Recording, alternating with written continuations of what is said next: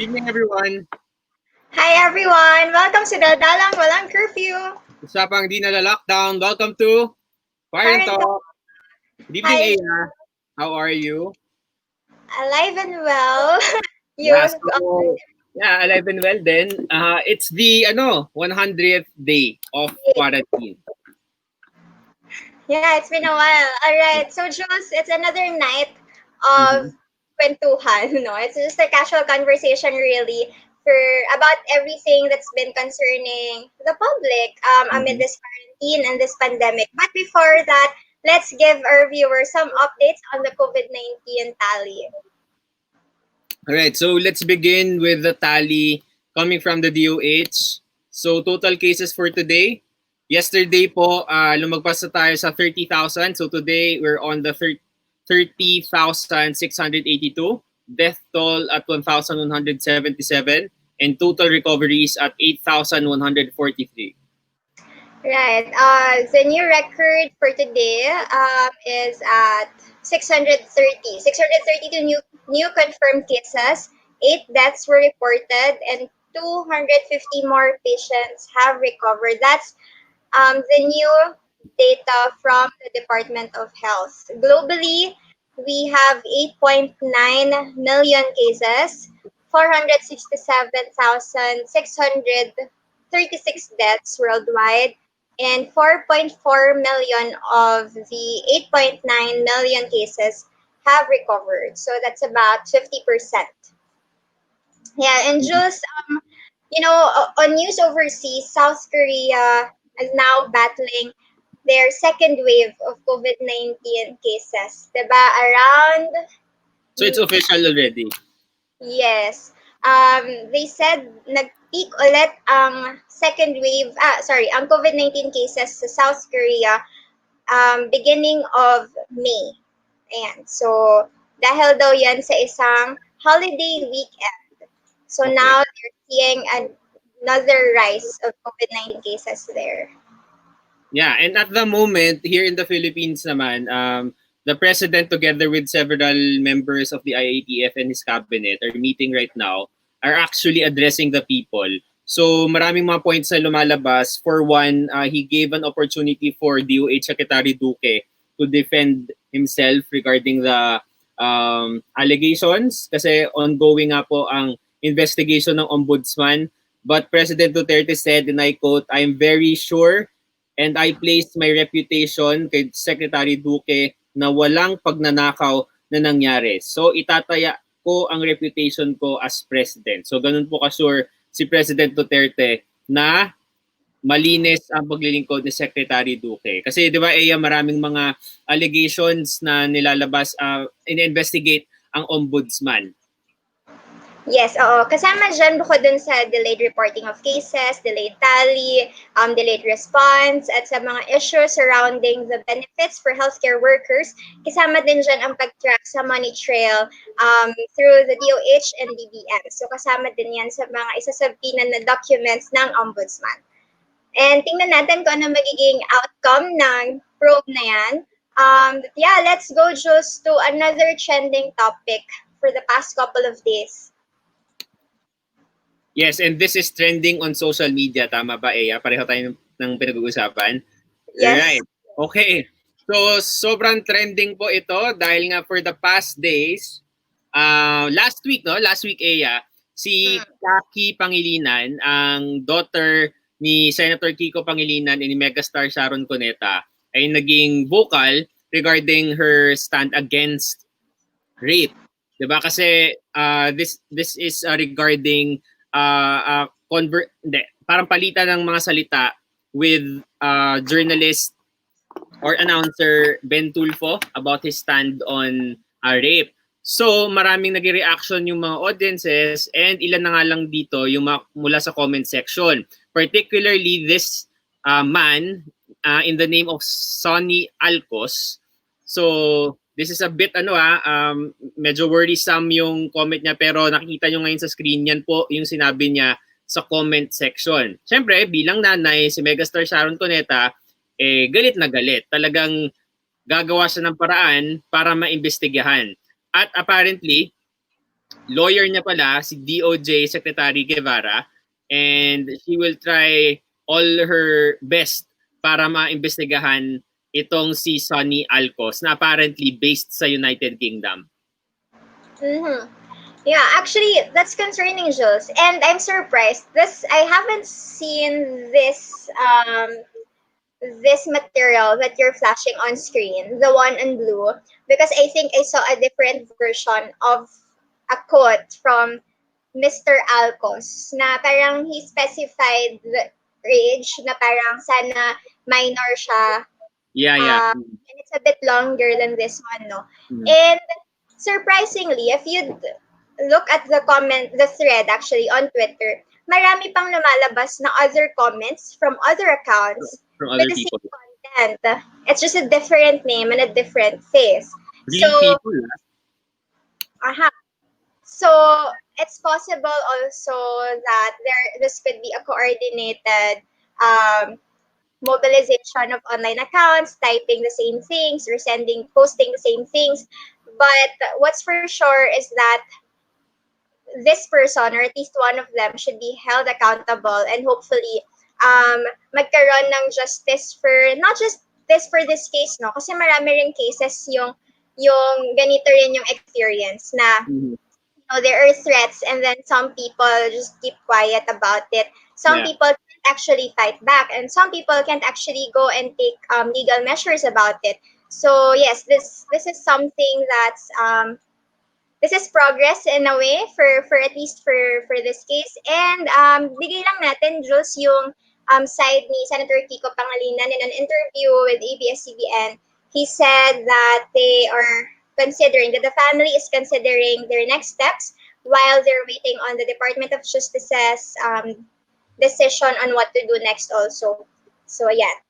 Right. Alam mo, Aya, from my end, to me, parang optimistic pa yung sinabi mo na sana concerted effort nga siya. Pero sa tingin ko, isolated effort siya, nagkataon na may ganong mindset talaga ibang mga kababayan, which is very alarming. Kasi real account yung so far na mga na-highlight. Kasi there's this certain page na medyo nakakatawa yung ginagawa nila na ine-expose nila yung comments ng mga particular people publicly. Kasi from the very start, when you comment in a public thread, parang given na you're sharing your comments publicly and it could be lifted by any source or any network. Nagkataon merong page at ginawa yon. So, yun yung nakakabahala na most likely merong ganong mindset talaga at tingin nila victim blaming talaga, nakasalanan ng babaeng nababastos. Kaya sila nababastos, which is really wrong. That's disturbing, but also kahit isa yan o marami yan, diba, it really cannot be tolerated. Kasi ang problema, kapag hinayaan na mag-proliferate yung mga ganitong comments and this way of thinking, we might come to a point that people will just be desensitized and this will be normal. And this is not the new normal that we want, diba? Right. So I hope that people will, not naman this should set an example. Hopefully, as people are being more vocal about this issue, I hope that this kind of thinking will also stop. I don't know how long it will take for us to really stop this kind of culture. Yeah, and I hope it could parang push people to side with the victim. Kasi in the case of Kakie, fortunate siya to have a father who is a senator, to have a mother who is a megastar, high profile. So they have the networks to call out people, di ba? Paano ibang mga cases na walang ganong klaseng stature. So hopefully, yung friends nila, yung parents nila, talagang tuloy-tuloy yung pagsuporta sa kanila. Yeah, and we also have to emphasize and acknowledge that not a lot of people, especially those who are actual victims of abuse, they don't have the strength maybe, or they're just not ready yet to speak out. And some people kasi are saying na you should speak up and everything, but we also have to empathize sa mga tao na, it really takes time also to heal. And for those who have a voice, please speak up for those who don't have that voice yet. So Yes, let's continue this discourse also. And other than that, Jules, marami pang issues sa society natin na kailangan natin pag-usapan. And hopefully, we'll see an end to all this. And we'll start making impact happen as our friends from Impact Hub Manila always say. Let's make impact happen. And this time, maybe we can make some change through the upcoming elections in 2022. But as I say, it's never too early to start talking about this. So tonight on Quarant Thinking, we'll talk about critical and responsible voting. And we are joined by the founder of Bring Your Own Vote, Joaquin Padilla. Hi, Hi, Joaquin. Joaquin. How are Hi, you? how are you? Oh, I'm not bad. How are you? We're good, and we're happy to have you here on the show. Thank you so much for accepting our invitation, and we are really glad that there's this initiative coming from the youth. Joaquin is only 17 years old, diba? And he's initiating this campaign. So we're really happy that you're initiating this campaign. Yeah, thank you for having me on your show. All right. Joaquin, in an article by Bring Your Own Vote, you said there, we are as the world is suffering from COVID-19, we are seeing the impacts of both good and bad governance from elected officials on local communities, and I think this is where this campaign is really rooted. Can you tell us about your inspiration on starting this initiative? Yes. So living in Manila, you see around you all of these disparities, all of these divisions present in the society here, and you hear a lot of politicians, or quite a few, who make promises. They will try their best to alleviate it, try their best to solve the issues, but many times, despite many years of these promises being made, there doesn't really seem to be a lot, relatively, of progress in terms of developing Philippine society. Bring Your Own Vote was started because, as a democracy, I think the biggest asset of the Philippine society is the people themselves, the fact that the people are in control. But for a democracy to really function, for a democracy to really work, the people need to participate, the people need to vote, and the people need to be informed while they vote. So Bring Your Own Vote was started out of a desire to spread the message of responsible voting to the youth of this country. The youth, in the end, will end up running the country and end up being the biggest group in quite a few years. So this initiative aims to spread the message of responsible voting to this population. All right. Joaquin, as a 17-year-old youth, as I mentioned earlier, and a first-time voter in 2022 for the presidential elections, what is your clear vision for your fellow first-time voters? What do you want them to do in 2022? I want them to, first of all, know that when they get their ballot, they need to already know who the most, if not all, of the names on the ballot are. They need to know what they stand for. And by what they stand for, I don't just mean personality or affability, but I also mean what the policies are going to bring. Because in the end, in my lectures, I like to say that voters are the employers and the politicians, who I like to call public servants, are the employees. So as a boss, you need to hire the right leaders using your vote. So first-time voters, like any boss, need to look at the credentials of those seeking the job. They need to see, what have these politicians done in the past, look for those that proven record, or if not, what do they promise to do? Do they have a clear step-by-step solution to be achieving it? Are they just simply saying, we're going to do this, but not explaining how? Yeah, well, can you mention lectures? Can you tell us how you go about having these conversations with your fellow young people?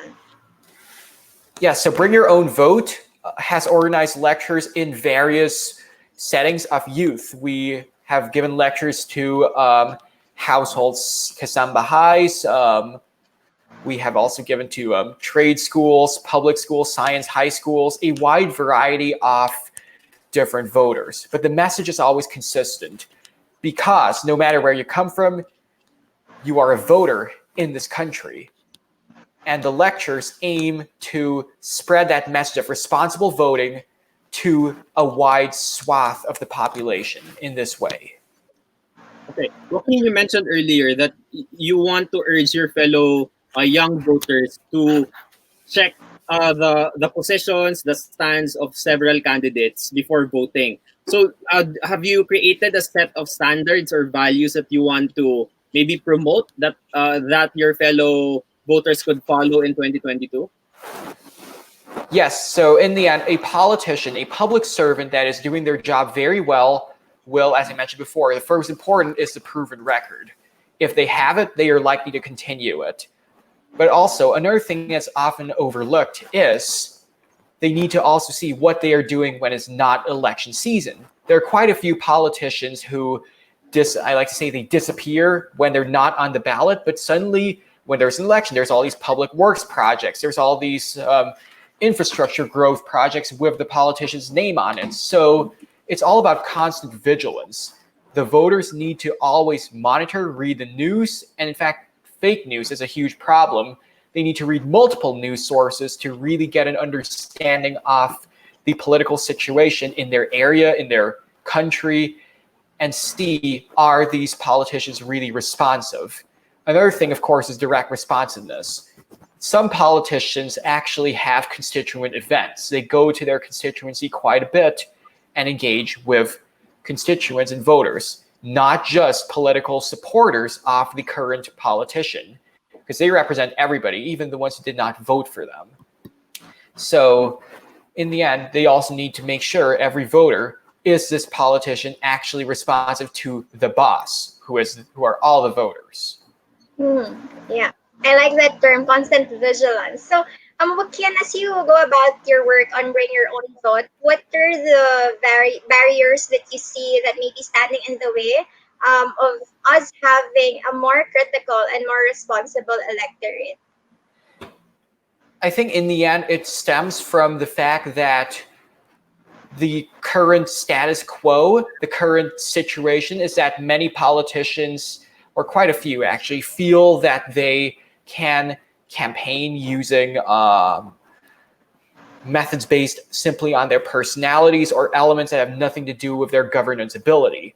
So in the end, the focus, and this is what we aim to do with our lectures, the focus should be shifted on policy, what they can do instead of who they are. Mm-hmm. I know another acknowledged problem by scholars in both the Philippines and outside, and by many political observers in the Philippines, is that there are many people get elected because they are the child or the sister or brother or the relative of a current politician or a known person. Voters need to learn to consider them for what they can do. They need to consider that just because they are connected maybe to someone who actually did good work. There are many cases, there are quite a few cases where someone could have done good work, but that doesn't mean they're the same person as the other person who's connected to them. So they can't automatically guarantee a vote because they are branded with the mark of this older politician or statesperson. Right. I totally agree with that, Joaquin. That we need to have a shift from personality-based politics towards an issue or principle-based politics, just to make the discourse much more meaningful. Okay, so you mentioned that we should shift from personality-based. In your lecture, do you cover topics that surround about the understanding the mandate itself, about the task or the basically, yeah, the task or the job itself of each official? Yes, bring your own vote. In our lectures, as you imagine, I mentioned we have a diverse audience. We don't want to overcomplicate things. So we use an analogy for that mandate that a lot of the future voters can understand, which is the whole boss-employee status. In the end, is the voters that give the contract to the politicians to serve them.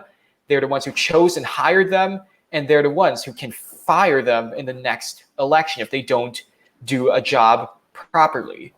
So in the end, we talk about the mandate through describing the contractual obligation that exists between the public servant and the public. Mhm. Mhm. Joaquin, can you paint us a picture of what to you is an ideal public official? An ideal public official, first of all, is responsive at all times. They engage with their constituents. They don't just engage with the ones who voted for them or political allies or people who can directly benefit them, but they engage with their constituents all the time. They recognize that they are in their position because they were hired by their constituents and they owe the job to them. So this ideal politician will keep them satisfied and happy doing because in the end, what are their job titles? Like representative or governor, it says in the job titles, they represent, they govern, they are directly accountable to the people. So, and this ideal politician as well will make their policies clear and simple. They will explain to the voters exactly what the government is doing for them. In fact, I think the best examples would be to look at other democracies, such as the United States or Canada or Germany. And what the politicians do in many of these places is they have town halls, they have events where the different constituents go into an event hall. And this happens not just in election season. And the politician, the public servant goes and not just speaks to them, but also takes questions, because a good leader is just as receptive as they are perceptive. Okay. Joaquin, now let's talk about young leadership. For the past elections, we've seen several young politicians challenging seasoned politicians. So what's your take on this? My take on this is that this generation is ready for a change in leadership. Now that there's the age of the internet, it's easier than ever to access news, to access information, compared to before where information could really be restricted. The younger generation is able to really realize that certain public servants are not actually serving the public.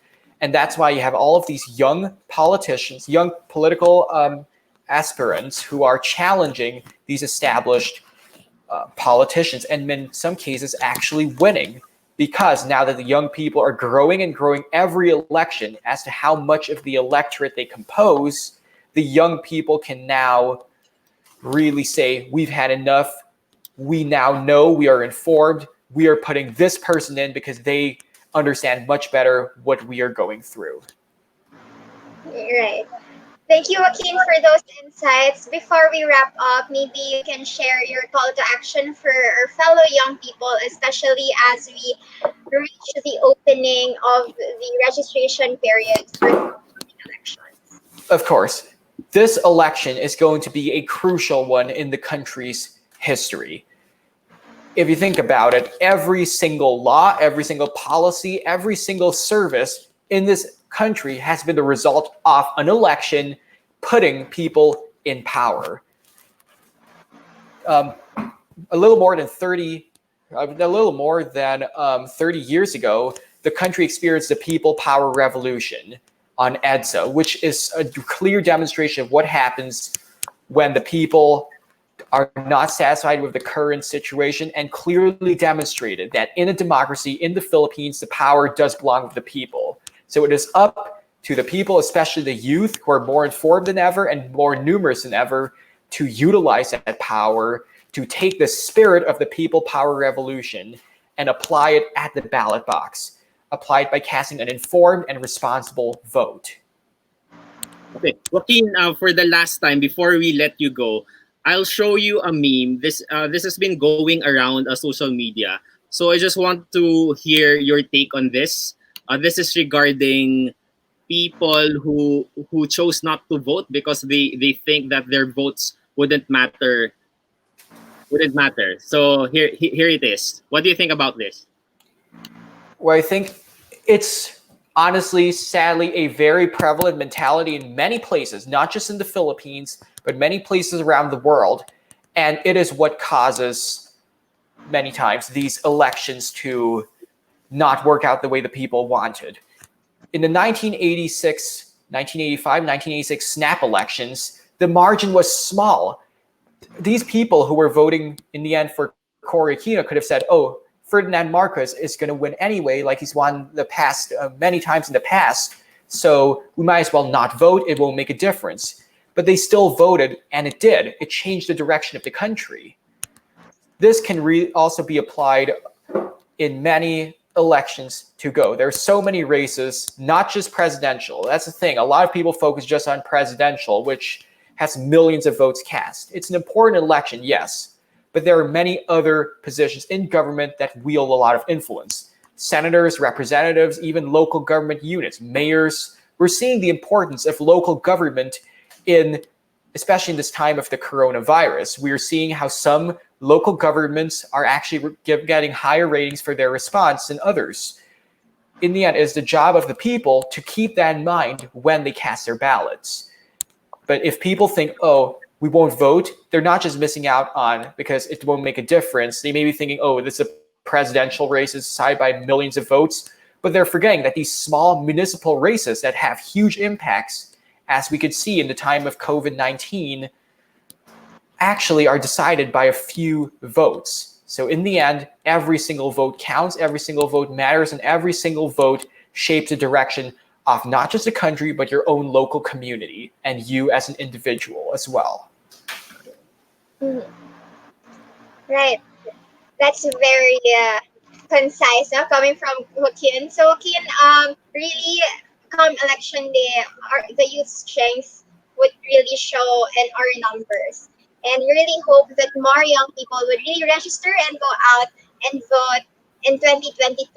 But maybe as we, before we get there, please invite our viewers on how they can partner with you, collaborate with you, and how they can join you in this campaign.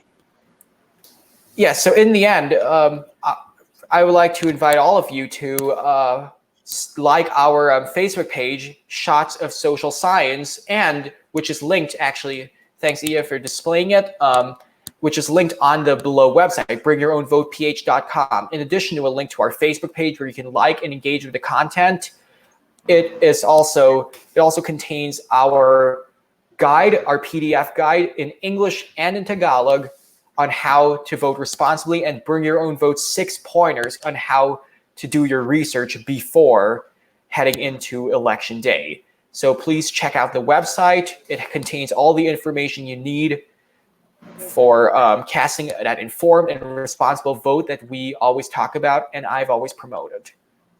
Joaquin, thank you so much for what you're doing. I hope your fellow youth, especially in your age group, would be inspired to register to vote and definitely vote in 2022. Thank you so much, Joaquin Padilla, and we're hoping to collaborate with you in the future. Yes, thank you so much for having me on your show. Good night. Good night. Thank you. Okay, yan na. So sana na-inspire tayo ni Joaquin Padilla. Imagine, 17 years old lang, nakapag-mobilize na siya ng isang initiative. So sana malaking impact yung mga produce niyan sa age group niya mismo. Ayan, and nakikita natin, no, parami na ng parami talaga yung nakakapansin ng value ng bawat isa, lalo na in this democracy. And I hope that this course would continue at maganda na nasisimulan natin yung usaping ito years before the election. Kasi anong mga nakaraan, di ba, medyo ang mga voters education campaign, kadalasan nag-start yan ilang buwan or within a year before the election. So now we're getting a head start, and hopefully this will create a greater impact come election day. Kasi alam mo, from the end of politicians, the moment they win on election day, yun na yung start ng next campaign nila for the next elections. May ganong klaseng mindset na you have another 3 years to prove to your constituents na deserving ka. And for those who lost, ganun din yung gagawin nila para patunayan nila. So from the end of civil society, kailangan wag tayong maging kampante na siguro next time na lang natin gawin yung campaign, kasi doon dapat nagre-revolve na patuloy yung consistency natin doon sa advocacy and voter education, dapat porsigido. Kasi kung hindi, magde-depend lang talaga yung mga voters kung ano yung makikita nila sa campaign season, which is usually, to me, an election is like a theater play. They're on a theater stage, papakita lang nila yung best nila, and iba na yung usapin kapag nanalo na sila mismo. Right. And speaking of voters education campaigns, Jules, sa ating featured Ambag sa Anong Ambag Mo segment natin. Let's talk about another initiative called Tatak Botante, which you've started some years ago. What's in store for us this year? Well, in the coming years. Ayan, nakikita mo sa logo namin, it started in 2012.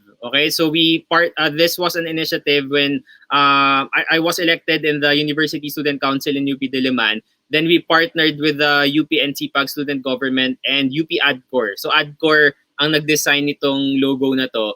And ang nakakatuwa kasi dito sa campaign na to, we partnered with ABS-CBN before kasi they had this campaign, Boto Mo Ipatrol Mo. So they help us amplify this campaign. So basically, Tatak Botante has a two-pronged campaign. Firstly, voter education, and next is voter registration. Okay? So ngayon, habang nasa pandemic tayo, syempre limited yung galaw natin. Pero COMELEC is making ways para syempre maging online na yung registration. And I hope i-grab ng mga kababayan natin opportunity na to na online na nga lang, di ba? Hindi mo na kailangan pumila. Magre-register ka na lang online. So please, i-grab nyo po yung opportunity na yan. But again, gaya nga ng sinasabi namin sa Tatak Botante, hindi enough na nag-register ka na. Kailangan i-equip mo yung sarili mo kung bakit mahalaga yung pagboto mo, kung bakit mahalaga yung bawat boto mo. Kaya doon natin, may curriculums din kami dito. Tinuturo namin doon sa mga voters, ano sa first-time voters, ano yung halaga ng isang boto mo, ano yung magiging impact ng vote mo kasi very important yung mga task, yung mga job description ng mga kandidato natin tuwing election. So, Tatak Botante is now handled by the National Alliance of Youth Leaders. So, abangan nyo po kung ano yung mga magiging programs and activities nila for this season until 2022. Okay, we're looking forward to that also. And another Ambag, Jules, for in this time of pandemic, we are inviting you guys to join this year's Climate Action Forum. This Climate Action Forum is now on its third year. All right, so this year the theme is Youth Action in Times of Crisis. So once again, let's count on the power of young people and let's see what we can do to help protect our environment because sooner or later, we're going to face another big challenge of our generation, which would likely be about food security and this climate crisis. So, guys, let's join the conversation. You may register through this link, bit.ly/Climate Action Forum 2020. Hear from experts, thought leaders, and other youth leaders on how they are responding to the climate crisis and what you too can do. Right. So, yes, this is Climate Action Forum presented by the 2030 Youth Force in the Philippines. Jules? Yeah, so thank you so much, Aya, for organizing this once again. Third year na pala nito. So, ang bilis. Ayun, so nakakatuwa itong topic natin for tonight. Sana maraming na-inspire ng mga kababayan natin. Lalo na dun sa mga matagal nang eligible na to vote. Pero they choose not to register just because maybe they're jaded, disillusioned na sila.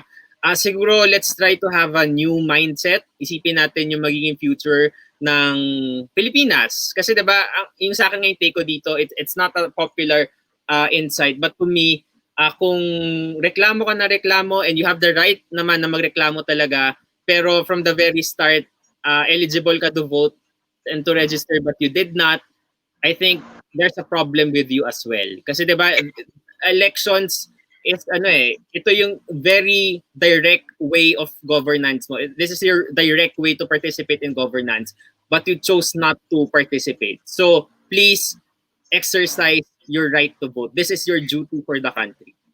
As much as you can, as much as possible. Kami in the youth sector and civil society with the respective organizations and campaigns and initiatives, we're also looking into the different aspects and possible reasons for why people are not registering and why people are registered but they're not going out to vote. And we're trying to look into this issue, so hopefully we can help address that, and hopefully we can make registration more accessible if accessibility is the problem. But yes, Jules, I agree with you that if you are capable of voting, if you're registered, if you're eligible, please do vote. If you're fed up about a lot of things going on, this is one of the best opportunities that you can have to try to do something, and know that you're not alone. A lot of people are also fed up. A lot of people are also concerned about where things are going here, and not just here in the Philippines, around the world actually. And just trust that these people would also go out and vote. And it's up to us to talk to our friends and talk to our family and rally everyone to register and to vote come election day.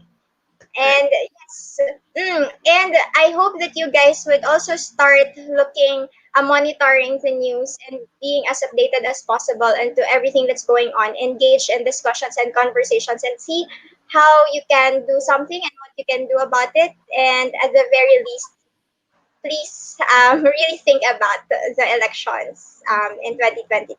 Thank you Yeah. everyone for Yeah, joining us. finally for people who are online, kasi lalo na for people who are very passionate about issues, let's try to maybe parang ayusin natin yung approach natin, yung tone natin sa pakikipag-usap sa mga tao. Kasi pwedeng you have the opportunity, you have the privilege to know about the issues, to know about the concepts, what is right from wrong. Pero kung yung pag-address natin sa mga tao condescending, mahirap yun kasi you're just building borders and walls from people instead of urging them to understand you. 'Di ba? So let's try to change that kind of mindset as well. Alam kong frustrated kayo, pero let's try to be kinder kahit na frustrating. Okay? Right. Thank you everyone for joining us. Kita-kita ulit tayo dito sa Daldalang Walang Curfew. Usapang di nalalockdown, ito po ang Quarant- QuaranTRENDS. We go live on Facebook on Mondays, Wednesdays, and Fridays at 11 p.m. Yes, and follow us on Facebook, facebook.com/QuaranTalk Online. Connect with me on Twitter and Instagram at Jules Guiang. Yes, on Twitter, I'm at Ea_Antonio. On Instagram, at Ea Antonio. Yeah, take care, guys. Be safe and still stay home if you have nothing important to do outside. All right. Take care. Good, Ea. Bye.